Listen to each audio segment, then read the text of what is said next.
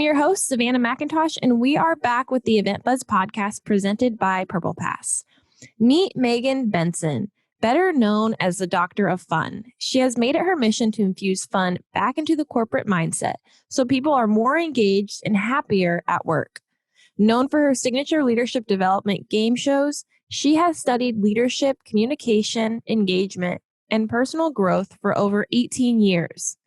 She is also the author of Let's Get Serious About Having Fun and has been featured on NBC, Fox, iHeartRadio, just to name a few. Hi, Megan. Welcome to the show, and thanks for joining us today. How are you doing? I am great. Thank you, Savannah, for having me. Awesome. Well, I already briefly introduced you to our listeners, but to start, I did want to ask you, the question that maybe everyone has when they kind of learn about your story is why you chose to walk away from your corporate career and start this new business as the Doctor of Fun. It is. It's the question of, sometimes I still ask myself that question. But I mean, truthfully, it was kind of born while I was in the corporate world. I worked for a very corporate type job. I was in pharmaceutical sales, and part of my role was doing trainings for doctors, veterinarians, and their staff. And one thing I noticed was just the level of stress and burnout and lack of engagement at a lot of these meetings and trainings. And so I started taking a different approach to what I was doing, and it got noticed within my company, enough so that they started flying me all over to different parts of the country to do these types of trainings for other territories. And I started realizing how much fun I was having and that this was really a gift of mine, and feeling like, okay, I should just do this full time. And I proposed, that they create a position where that was all that I do. Dream job, right? Yeah. But yeah, I mean, there was other priorities there. And so I kind of started on the side a little bit. They knew that I was doing this on the side. And so I kind of had one foot in each, one foot on the dock and one foot on the boat. And it came a point where I had to choose. And so I chose to take the leap, and I walked away from my 14-year corporate career. It was a Fortune 100 company. I mean, it was a great job. But I had to take a chance on me and what my heart was pulling me to and what I felt my gift was. So that's the story. And it's safe to say, you're glad you took that chance? Oh my gosh. I feel like a new person. It's crazy. And it just reiterates my whole, what I believe and what I teach. And that is, when you have fun with what you are doing, it takes it to a whole new, like, it's not work anymore. It's fun. I was never a morning person. And all of a sudden I'm waking up at 4:30 in the morning. Ready to go. I bet that's a little too early, but it is. I can't help it. I wake up, I'm excited. There's just so much to do, and I can't wait to do it. That's so awesome. I really wanted to ask that question and hear your story, because I just know there are so many people out there that probably feel or felt the same way you did before you kind of followed this passion and this dream. So I just think it's important for people to hear that they can do it and that it's achievable. And I mean, you can have fun while you work, which is what you specialize in. That is true. And I'll say this too, because it definitely it's been hard. I mean, running your own business is definitely hard. Yeah. But I will say there are ways to incorporate fun into the job that you have. I mean, there was a point, like, even before I left my job, that was one of the hardest decisions I ever had to make, because I was having fun with what I was doing. It was a great job, but I felt like I was needed in this arena, like I left the corporate world to give back to the corporate world. Does that make sense? Like I left there because I felt like I have a mission now. Like I can see the importance of this and I want to fuel this back into the corporate mindset that it is okay to have fun at work. And that's what actually gives people passion and motivation and drive to keep doing the hard stuff. Yeah. And how have the last few years been since everything with COVID and stuff? And we all switched to virtual life, basically. So have you been doing a lot of virtual events or helping with a lot of virtual events and engagement when it comes to online? Yes, for sure.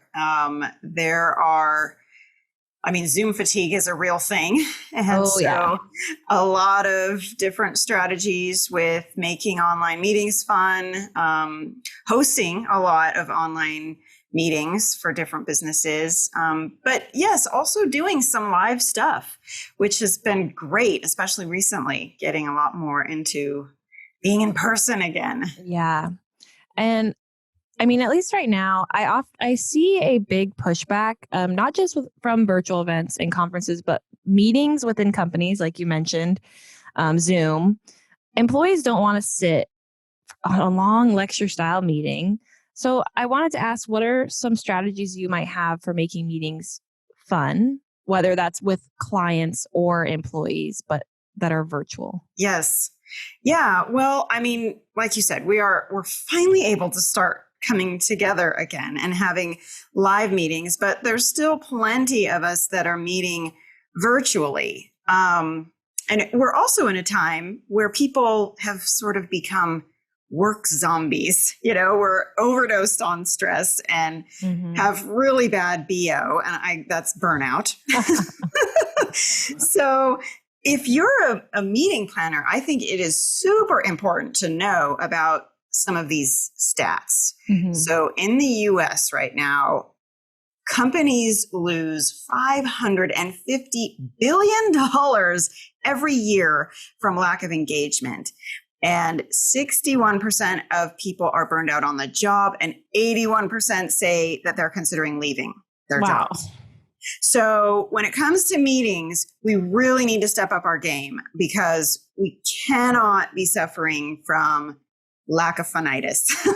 That's what I call lack of funitis. And there are so many misguided theories out there about what drives results, but there's a lot of data out there now that actually reveals a different story. And the real way, I like to say, the real way to get serious results is to get serious about fun. Because when people are engaged and having fun, profits have been proven to go up by 21%.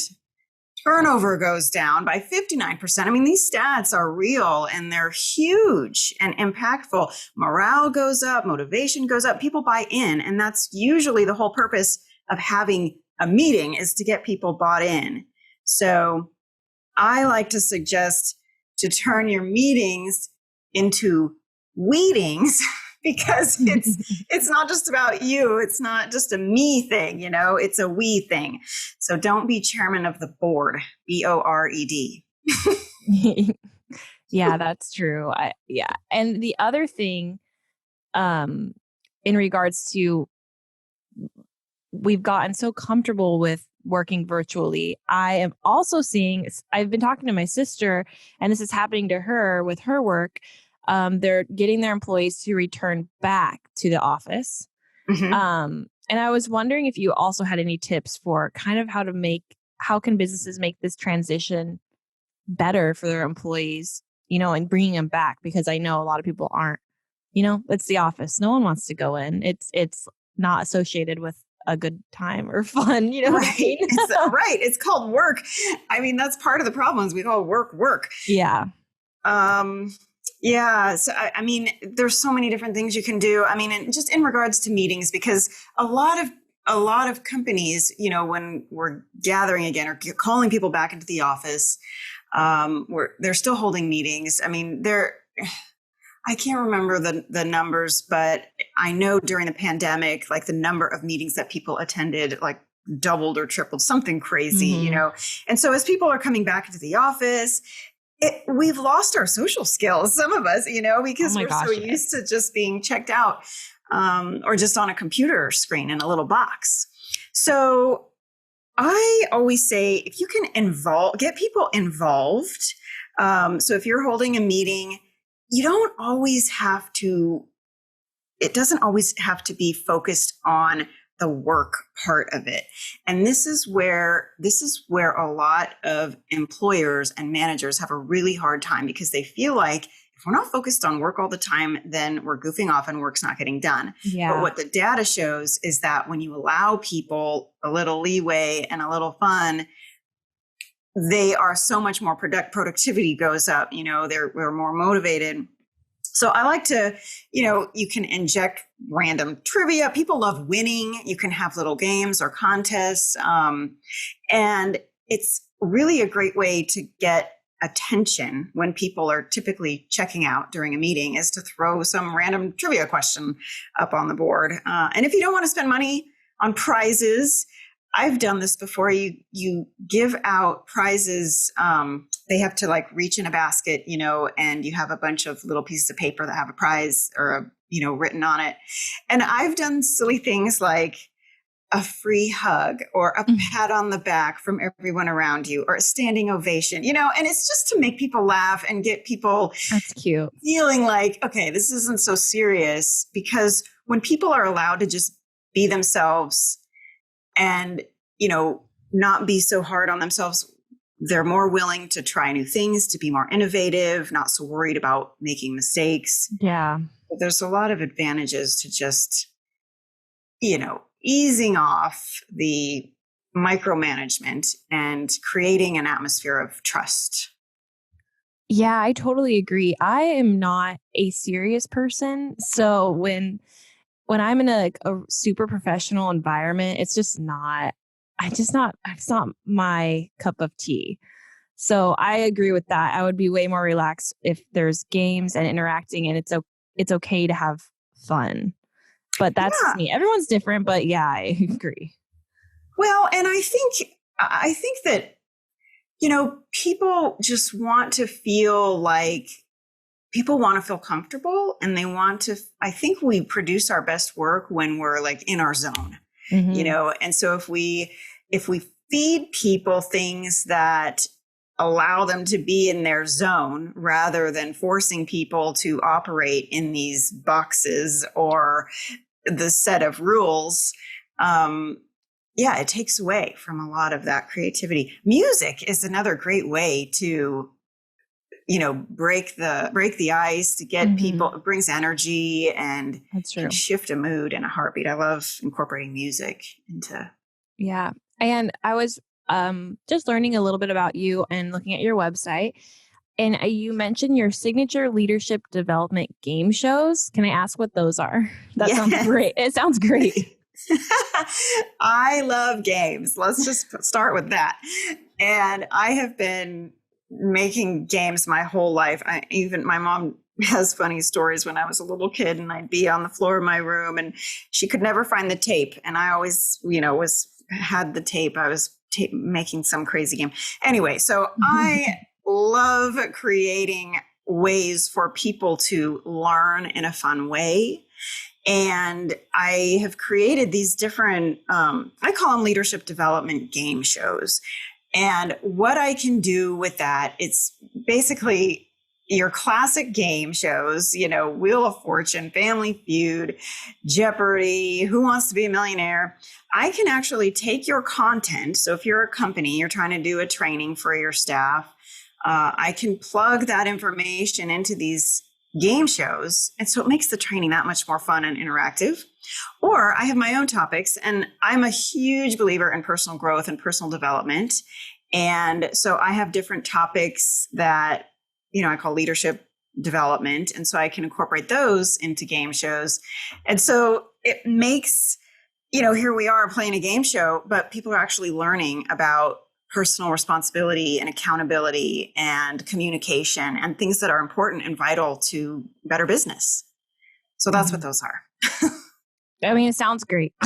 It's so much fun. It really is. And people get so excited and so into it. And they remember so much better. I mean, retention from gamification. Gamification increases engagement. I think it's like 60%, but the retention level that people, if you're trying to teach people something, if you just stand in front of a room and regurgitate talking points. Oh my gosh. Yeah.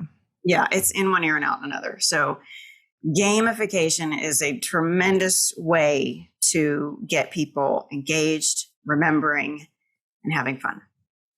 Yeah, because you're actually having to do something and kind of connecting the dots while you're doing it. So I agree. That's how I learn. Definitely a hands-on person where I have to do it. I don't retain information from just sitting and listening. There is a chart. It's called the learning pyramid, and you can look this up. And the very bottom of the pyramid is where the least amount of retention is, and that is from lecture type format. And then if you play a video or something that people have to listen to, it goes up a little bit. But if people are involved in the training somehow and participating, it goes up quite a bit. And then the highest level of retention is when you have to teach it back. So game shows kind of give that opportunity because people have to come up with the information on their own. And so when you're working with businesses, like basically for a business listening right now, how would you work with them? Like you attend their meetings or you host them or you help them kind of create these engaging meetings? Yes. To all of the above. All of the above. So depending on the level of your need, I can be a consultant. I can, bounce ideas. We can keep it as simple as that. If you want to implement yourself, I have templates and things I can send you. I can host. I can come in and host your meeting. I can host a game show. I can do it virtually. I can do it live. I can be a speaker for your meeting. So yes, there's all different levels of ways I can help if that is needed. Absolutely. Awesome. I have a huge vault of ideas. I have so It sounds like it. You're ready to go. Yes. Yes. And so before you start working with people or even just as on the side watching virtual meetings now or in-person meetings or anything, what are some of the biggest mistakes you tend to see when it comes to hosting these events? Because I'm sure your brain is constantly like, well, you could do that. You can fix that. So what are the biggest mistakes you see these planners make? Oh, geez. I mean, when you put on a meeting or an event, you have a golden opportunity in front of an audience. I mean, you've got people sitting there ready to eat up whatever you have to present, to share. So do not squander it by putting people to sleep. I mean, why would you put on a meeting that bores people to death? It's like writing with a broken pencil. It's pointless. It's my little joke for the day. So that drives me crazy when meeting planners or when people that are running a meeting, when they're just standing up in front of the room, talking, I'm not totally against PowerPoint. I use PowerPoint, but when like all their slides are just exactly what they're saying and it's all these tiny words and it just use pictures, use things that are going to engage different senses for people, get people participating.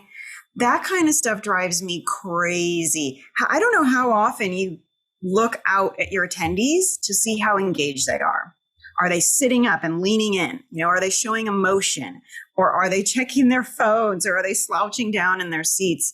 So you really have to be in tune and pay attention to what's going on with your audience. And I mean, if fun is a serious business, it does not always come easy. It really doesn't just happen. It takes purposeful planning. Mm-hmm. And that might be why, some people don't place importance on it, because it's a lot easier to just plan a boring meeting and just stand up there and regurgitate your meeting slogan. It really takes effort to make boring things fun, but the reward is too great to ignore. So take the time to make it memorable, make the impression lasting. Yeah. And I could be wrong, but I do think that it's also really important to consider your audience, because I don't think every audience type is going to have the same idea as like what is fun for them. Right. You know what I That's true. mean? Like there might be an extra goofy audience. There might be one that's a little bit more professional, but they want to have fun, but there's like a line. You know what I mean? So, Yes. And I think you're bringing up a good point here, because a lot of people, when they hear the word fun, they might think, oh, we're talking about, being goofy and putting on costumes and, I don't know. And, okay, but sometimes that's fun. But it's more about, when you talk about fun and professionalism, it's not necessarily about being childish and not taking work seriously. Mm-hmm. It's about being in a happy mental state so that you can give your business your best. Because when people are having fun, they're more likely to trust you and be willing to move in your direction. So fun can have different meanings, because what's fun to an introvert might not be fun to an extrovert. So absolutely pay attention to your audience, know your audience, and you've got to just find ways to get people engaged. Yes. And I just think I really wanted to talk to you because I think what you're doing is so important. And it's also just bringing the awareness to light that these people are people and not numbers. And, you can't just talk to them. It's important to not just give them, this fun time, but also to be aware that, you need, as a employer, it's important to understand that they have, you need to look out for their mental state. That's what I'm trying to say. Yes. The best type of employees are going to be the happy ones. Exactly. And that is, Savannah, that is exactly what this is all about, because I like to say adopt an attitude of latitude. Okay. Because when you lighten up, it allows for better teamwork, better communication, less pressure, less conflict. People feel safe to be themselves and to contribute, and stress levels go down. And mental wellness and workplace well-being is a very important topic. And the stats are so real about people just burning out, and we spend more time at our jobs than anywhere else. Mm-hmm. So we've got to place importance on this. Yeah. And it's not just about putting a ping pong table in the break room. It's really creating a culture of trust and a safe environment for people to feel like they can just be themselves and have some fun with what they're doing. Yeah. And I'm glad this is finally being talked about, and it's becoming more and more of a thing, taking care of our mental health outside of work and inside of work, because it's important, and it's going to make a better workplace environment, better events, better outcome, like you said. Completely. And as attendees or as people, we have a responsibility in that too. So it's not just up to our employer to make things fun for us and to make our jobs fun for us. We have to not take ourselves so seriously, and allow for that vulnerability and being able to laugh at our own mistakes and appreciate other people's mistakes, and not be so hard and judgmental on other people as well. So it's definitely a two-way street. Yeah, 110%. I agree with you. And I think what you're doing is really important. And I'm glad that you have this passion in your work that a lot of people don't have or are still looking for. So thank you. Awesome. Yeah. Well, before we wrap up, is there anything else you would like to add to the show or tell our listeners before we go? I do. I have a little gift for the listeners. And if you guys are interested, I have a fun little quiz that you can take. It's free. I call it my funometer. So it's a basic personal fun health assessment. So you can see where you fall on the fun scale. Are you overdosed on stress, or are you off the charts fun? So you can find that quiz on my website, which is thedoctoroffun.com. Awesome. And I will link it also in the show notes, so it's easier to find. And I will be taking this after we are done talking. Absolutely. I want to know where I'm at. You've got to find time. I'll just say this to close. You've got to find time every day to incorporate some fun and laughter into your day. And I have alarms going off in my phone to remind me because I work so hard, and I know so many of us do. And so you've got to have that reminder to take a little break and, just go watch something funny or follow me on social media. I have lots of fun stuff that you can take a quick break. Awesome. I will also, if you send me your handles, I'll go ahead and put that up there as well so people can find you quickly. Perfect. Well, thanks again for coming onto the show. Again, I appreciate talking to you. I appreciate the time you took out to talk to me. And yeah, I think this is going to help a lot of people out there trying to put together these great meetings. And again, if you don't know what you're doing or don't really know where to start, you go ahead and reach out to the Doctor of Fun. She knows what she's doing. I'll write you a prescription. Yep.